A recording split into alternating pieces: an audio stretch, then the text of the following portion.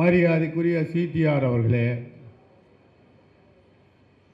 இங்கே அமர்ந்திருக்கின்ற அத்தனை பேரையும் ரசிகர்களாக இருந்தவர்களை மக்கள் வெள்ளமாக இன்றைக்கு ஒரு கழகத்தினுடைய கோட்டையாக ஆக்கி கொண்டிருக்கின்ற பொதுச் செயலாளர்கள் எல்லோரையும் மதித்து இன்றைக்கு நம்முடைய தளபதியினுடைய கரத்தை வலுப்படுத்த வேண்டும் என்று அவரை முதலமைச்சராக தமிழ்நாட்டுக்கு வருகிற மே மாதம் நிச்சயமாக 15ஆம் தேதி முதலமைச்சர் ஆவது உறுதி.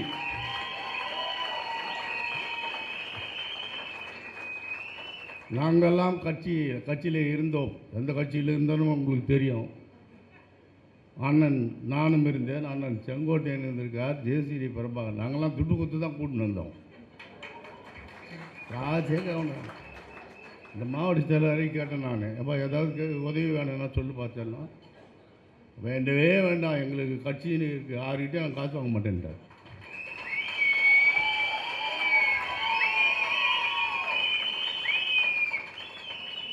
வேண்டவே வேண்டான்ட்டார். நான் அங்கேருந்து கேட்டுருந்தா மொத்தத்தையும் முடிக்கின்னு இருப்பான். சொக்காயெல்லாம் அவுத்துட்டு வேஸ்டெல்லாம் அவுத்துட்டு அனுப்பிச்சிடுவான். நானும் பார்த்தேன் இது போன்ற ஒரு கழகத்தை, தளபதியினுடைய கோட்டையை இந்த தளபதி இப்படி நடத்தி கொண்டிருக்கின்றார்.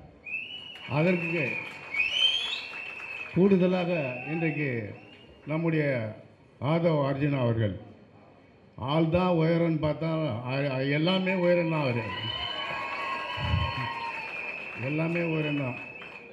அவர் இருக்கும் வரை, அண்ணன் பொதுச் செயலாளர் இருக்கும் வரை, அண்ணன் செங்கோட்டையன் இருக்க, இந்த 3 சிங்கங்கள் இருக்க வரை இந்த கழகத்தை எவனாலும் அசைக்க முடியாது. நாங்கள்லாம் தேடின்னு தான் போவோம். ஆனால் இந்த ஆளுங்க அவங்களே வராங்க. இன்னைக்கு கூட நான் சொன்னேன், எனக்கு மீட்டிங்கு போனோன்னா ஒரு 25 பேர் சேர்றதுக்கு வராங்க கொளத்தூரில். ஜீனடாவது அநியாயமாக திட்டத்தில் வந்துக்கினே இருக்கிறாங்க. நான் அண்ணன் 2 பேரும் கேட்டேன், இவ்வளோ பேர் நாங்கள் சேர்க்கணும்னு. அவர் சொன்னார், அது சேர்க்கறத விட முதல்ல இது சேர்க்கணுன்றார், இந்த கூட்டத்தை நடத்தணுன்றார், இந்த தொகுதியை பிடிக்கணுன்றார். ஆனால் நீங்கள் ஒன்றும் கவலைப்படாதீங்க, சென்னையை நாங்கள் ஜெயிச்சு கொடுத்துருவோம்.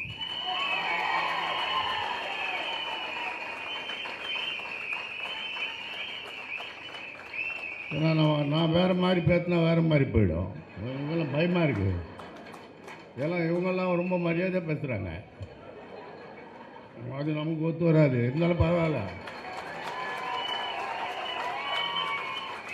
ஆனால் அவங்களுக்காக நம்ம பொதுச் செயலாளருக்கும் அண்ணனுக்கெல்லாம் பயந்து தான் ஆகணும்.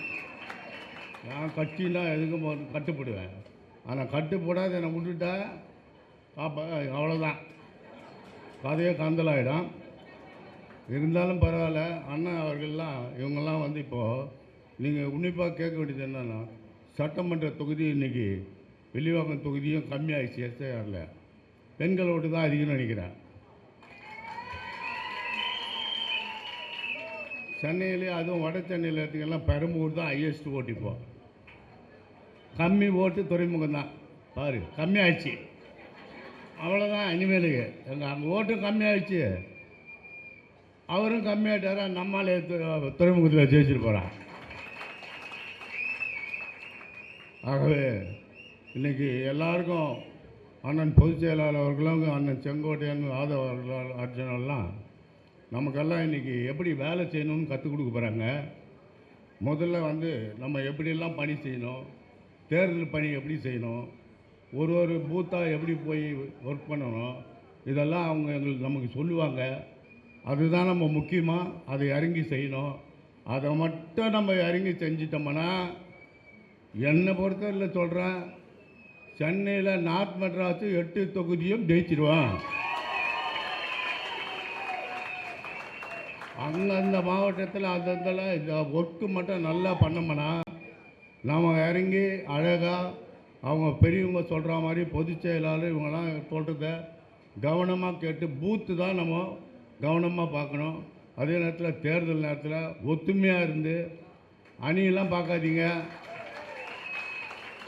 அணி பார்க்காதீங்க, இதில் மாவட்ட செயலாளர் பார்க்காதீங்க, தொண்டர்கள் பார்க்காதீங்க. எல்லாரும் மாவட்ட செயலாளர் தான், எல்லாரும் வட்ட செயலாளர் தான், எல்லாம் பகுதி செயலாளர் தான் அப்படி நினைங்க. அதனால் இதெல்லாம் விட்டுடுங்க, மனக்கசப்புகள்லாம் தான் மறந்துடுங்க. ஆனால் இங்கே அவ்வளோ மனக்கசப்புலாம் இல்லை. ஏன்னா தளபதி அவருடைய கொள்கையை தான், அவருடைய முதலமைச்சராக தான் எல்லாம் ஒரே நோக்கத்தோடு இருக்கிறீங்க. அதையும் தாண்டி நம்முடைய பொதுச் செயலாளர் கட்டுக்கோப்பாக வச்சுருக்காரு. நானும் எத்தனையோ வந்ததுலேருந்து பார்த்துருக்கேன். அவர் நல்ல கட்டுக்கோப்பாக உங்களை இன்றைக்கி கழகத்தை, மக்கள் வெற்றி கழகத்தை எப்படி நடத்தணுன்றது அருமையாக நடத்துகிறாங்க. அதுக்கு உறுதுணையாக நம்ம அண்ணா ஆதவ் அர்ஜுனா வந்திருக்காரு. அதுக்கு இன்னும் உறுதுணையாக அண்ணன் செங்கோட்டையன் இருக்கார். அதுக்கு இன்னும் கொஞ்சம் நமக்கு அறிவுரை சொல்கிறதுக்கெல்லாம் அண்ணன் ஜேசிடி இருக்கார். அதுக்கெல்லாம் நல்ல திறமையான ஆட்கள்லாம் இருக்காங்க. ஆனால் இந்த கழகத்தில், நம்முடைய தளபதியுடைய கழகத்தில் தான் யாரையுமே இப்போ கூப்பிட்றதில்ல. அவங்களா வந்துடுறாங்க, அவங்களா வந்துடுவாங்க. ஆனால் அண்ணன் நம்ம பொதுச் செயலாளர்லாம் இறங்கி கூப்பிட்டாங்கலாம் எங்கே வேறனா ஓடி வந்துடுவாங்க. கூட பண்ணுறாரு அண்ணன். ஆனால் அதுவே இன்றைக்கி இருக்கிற தேர்தல் பெரம்பூர் வில்லிவாக்கம் கன்ஃபார்ம் ஆயிடுச்சு. நான் அவர்கிட்ட சொன்ன வாக்குறுதி கொடுத்தேன், 8 தொகுதி சொன்னேன். அண்ணன் 2 தொகுதி ஃபிக்ஸ் ஆகிடுச்சு. 2 தொகுதி 2 சட்டமன்ற உறுப்பினருக்கு நம்ம வந்தாச்சு. ஆனால் மீதி இருக்கா, நீங்கள் இன்னும் அதிகமாக வேலை செஞ்சீங்கன்னா தேர்தல் அன்றைக்கி வாக்கு அதிகமாக இருக்கும். இப்போ தேர்தலில் ஜெயிச்சாச்சு. அவங்க எவ்வளோ வித்தியாசம் தான் பார்க்கணும், அதுக்கு நம்ம ஒத்துழைக்கணும். ஆகவே நிறைய கருத்துக்கள் எல்லாம் அவங்க சொல்லுவாங்க. அவங்க எப்படி சொல்கிறாங்களோ அது மாதிரி நம்ம ஒத்துழைச்சி வேலை செஞ்சோம்னா சூப்பராக அந்த தமிழ்நாட்டில் வருகிற மே மாதம் 5ஆம் தேதி நான் சொல்லிட்டு சொல்கிறேன், நம்முடைய மக்கள் வெற்றி கழகத்தினுடைய தளபதி, தங்க தளபதி அவர்கள் முதலமைச்சர் ஆவது உறுதி.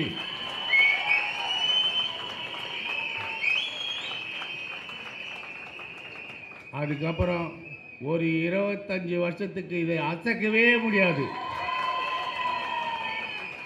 அப்படி ஆகவே நீங்கள் அனைவரும் ஒற்றுமையாக இருந்து, நம்முடைய கழகத்தினுடைய தலைவர், தங்க தளபதி தலைவர் நேற்று வேலூரில் பேசியிருக்கார் பாருங்கள். கூட்டம்னா கூட்டம், ரோடெல்லாம் கூட்டம், ஊரெல்லாம் கூட்டம், வேலூரே கூட்டம். வேலூராக இல்லை.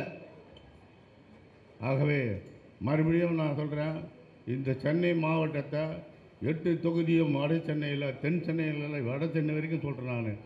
தென் சென்னையில் அவங்க பார்த்துப்பாங்க.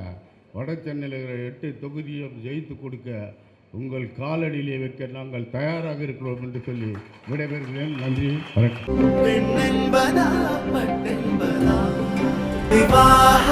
மணப்பெண்ணின் பிரத்யேகமான திருமணம் விவாஹா தி சென்னை சில்க்ஸ்.